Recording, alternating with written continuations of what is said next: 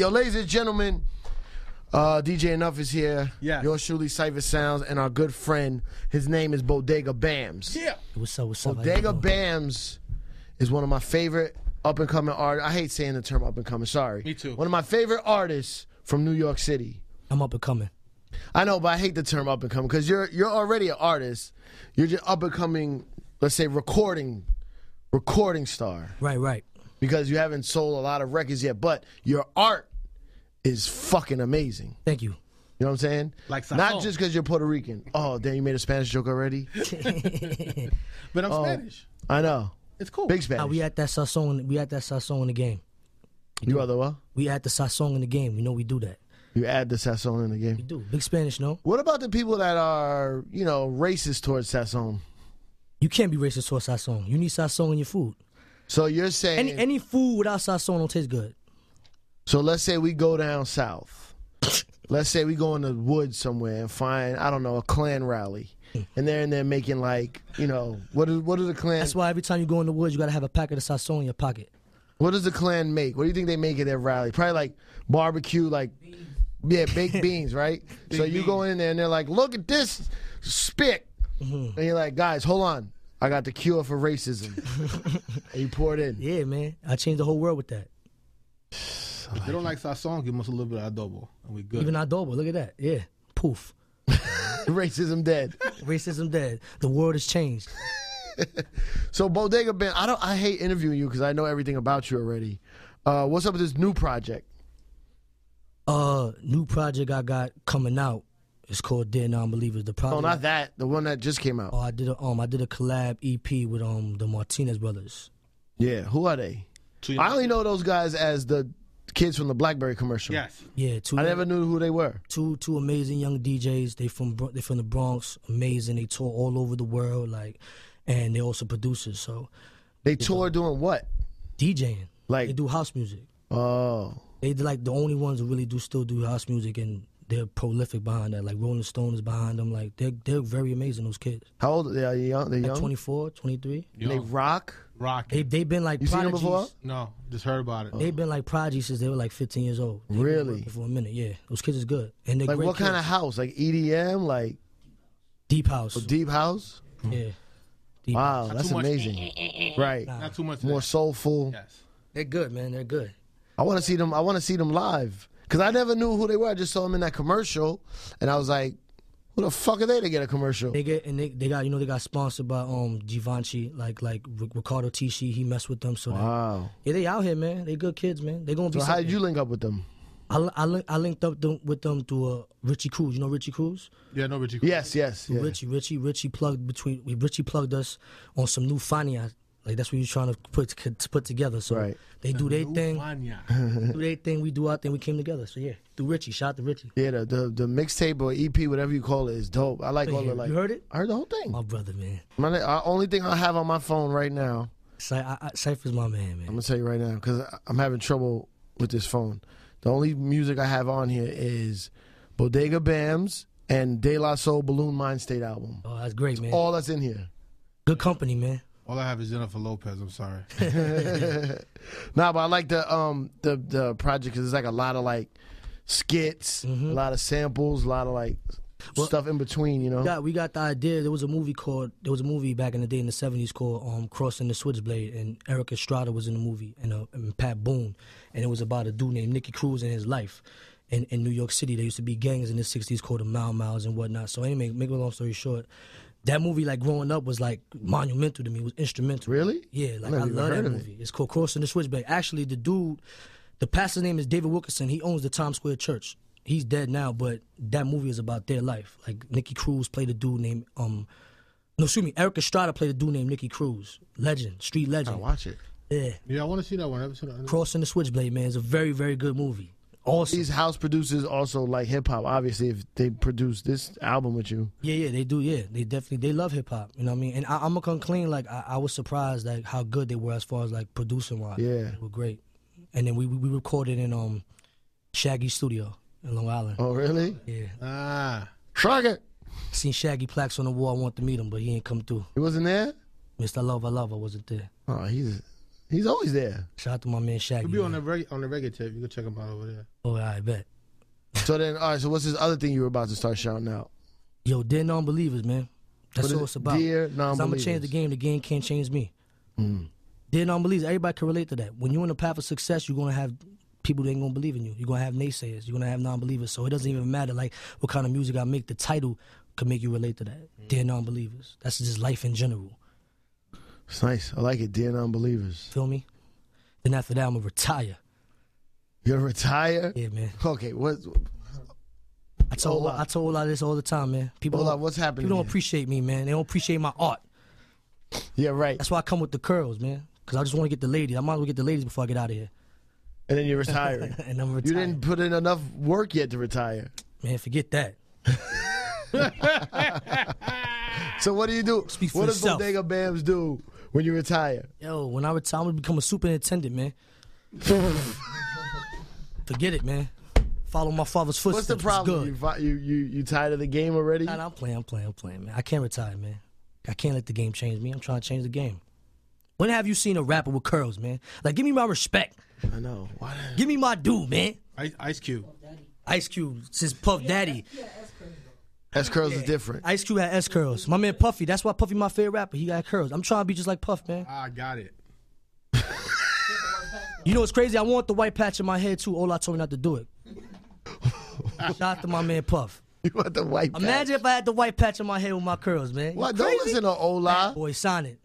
No, put the white patch. I asked Ola, like, I'm about to do the white patch. And Ola, come in here so people know who we're talking about. It's all right here. Just come, just say hi. Just AKA the wave. Spanish Ninja. That's Yo, Ola. come in. Yo, how you doing? My name is Ola, aka Hideki Tensui. Peace. Yo, we cover everything, man. Japan, China, Latin America. We out here, man. I respect it. His hairstyle's gonna Your be a dad was household. really a super?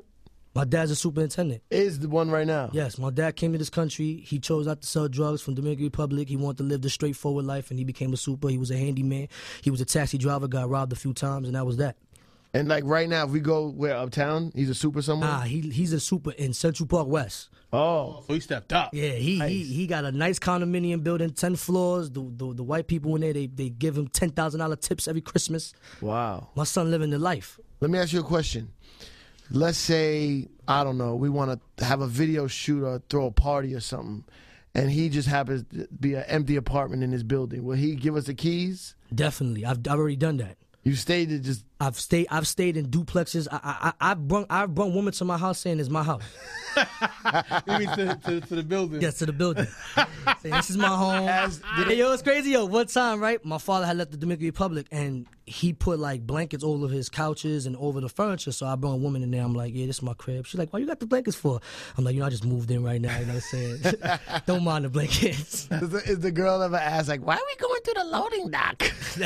I was like, we gotta go through the Batman elevator, the service elevator we use. Word. Does that make you handy? Are you handy at all? I'm not handy at all. I'm gonna be honest with you, like I hate that job. Like I just hate it. I don't know what to do about it. Like I just don't like it. I do it to make my father proud. He want me to be a super. He want me to continue the legacy. I told him I can't do it, Pa. But he probably knows mad secret. He knows secrets about everybody in the building, right? Yo, my father, he's ill, man. Like he's just an ill dude, man. He got holes in all the walls. Crazy. My son, he's out here, man. Yo, you know what's crazy? He became a superintendent in 2001. He won Super of the Year for his company. What? He got a plaque. Super of the year? Super of the Year. These things exist. These awards exist. Does he live in the building? He lives in the building, yo. Amazing apartment, man. Damn, that's crazy. My father's a white man now. He's not even Dominican no more. He made it. He made it, man. Crossed over. And what does he think about your rap career? What he thinks about it, he just mad. He just happy I'm making money, but he really don't care about it. Like as far as has he ever seen you perform? Nah, because my father, like, he go to church, so in his mind he like, I'm doing the wrong thing. You know what's funny though? I've asked you this before. How did you get to be such a great entertainer? If you've never seen Bodega Bamz perform, the energy level is incredible. The songs, the music, but when he performs on stage, it's like you go into like a zone. And I was asking him how he got like that. You said the church, like performing in church. Performing in church because growing up, like I grew up in church, so I had to preach in church, I had to sing in church, and like to perform in front of those people and not and have them looking at you like you performing in front of anything. Like I had a whack ass show the other day on Friday. It was horrible. It was a horrible show, but my confidence level always stays up because I came from that. Yeah. I mean, like a lot of people will be on a lot of people perform and they see people not bopping. They be like, yo, fuck you, man, suck my dick. I didn't seen it from popping artists do that shit. And I told myself I never gonna be like that. I'm gonna continue with my confidence because people remember that. I keep a smile up there, $1 million smile. Shout out to me. Yeah, I love watching you perform, man. It's one of my favorite things. Like it could be one song. And you put your all into it. And like I said, man, like I come from that Puffy cloth, man. I come from that Busta Rhymes cloth, man. Like these guys, they put up shows. Like you want to go to a show and see a show. You don't want to go to a show and see a dude grabbing his nuts all day and swinging his chains around. Nah, if I'm gonna pay a ticket to see a show, I want to see you sweat up there. I want to see you die up there. Yeah. I die on. Huh? Who's some of your favorite performers? I told Busta, Puffy. Like even Drake is a great performer, you know what I'm saying? Like Drake Kanye, like energy. Like people like even the Flatbush Zombies. They when I went on tour with Flatbush, they made me step up my performance because they give everything. They give it all. Like they're energetic, and they're more energetic than me. And it's really because I think of them as being like smoked out, psychedelic, mad, calm. You see, that's what I'm saying. And like I said, like when you see an artist sweat up there, like no homo, like you ain't looking at him sweating, but you like, damn, he working. I respect that. It's like playing ball. Like the dude that's hustling, that like you respect that. Yeah. He don't have to put up a bucket. If he hustling, you respect. I want him on my team.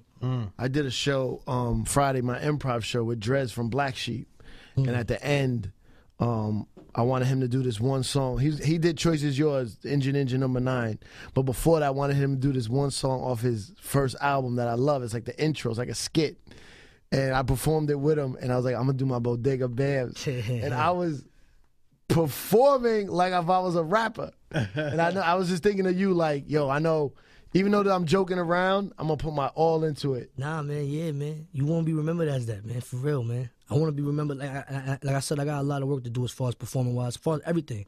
I ain't the best performer, but I want to be the best. You know Have you ever talked to Puffy or Busta about shows or anything? But I ain't never met none of those gentlemen, never. Why is that? Actually, why are you being so secluded? Nah, it's not They would love to meet you. Nah, they don't want to meet me, man. Nobody like me in this rap game, man. Only Big Spanish and Cipha Sounds like me, man. Why you think nobody likes you? Nah, I'm playing around. I think you don't go around enough. Nah, actually, I did meet Puff one time before this rap shit. I was like an interviewer for DVDs, and I remember I interviewed Mano in front of the Atlantic Building on by Radio City Music Hall, and I'm interviewing Mano because it was around the time when I guess he had problems with Puff and the whole Little Kim thing. And while I'm interviewing Mano, this is the first time I ever met Mano. He dumb tall, and I'm a little nigga. I'm like 16 years old. The Rolls Royce pull up, right? And we're like, oh shit, who the fuck is that?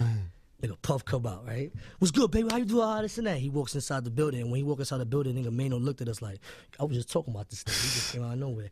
And then Puffy sent like I guess his bodyguard out and told Mano to come inside because I guess Puff knew he was talking about him.